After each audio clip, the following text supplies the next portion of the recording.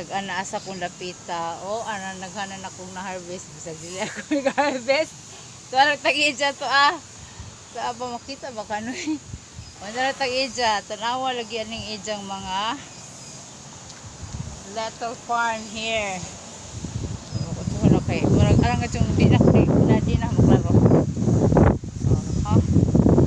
So, pamalit na dyan mo ha. Mag-harvest mig daghan.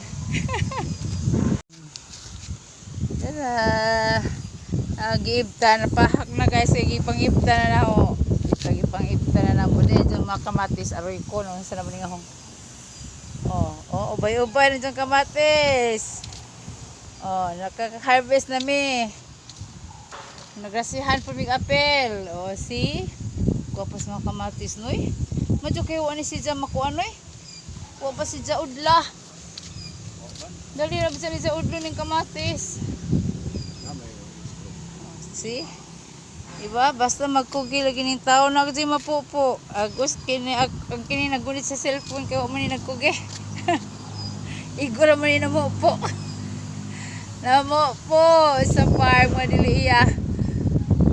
Guwapa ka adjang farm.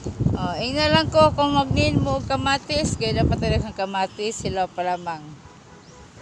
Pero pwede na ni si Jam harvest ka na ng pimbarang hinog-hinog. See? Yes, pichay guys. Fresh from the farm to table na ni. Ning utanon karon with beef. Tokoy karnido. Sige, bye. Nartag salamat ani manoy.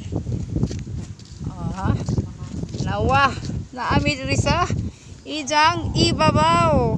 At bang munisipyo. Kung gusto mo location, nato location at bang sa munisipyo.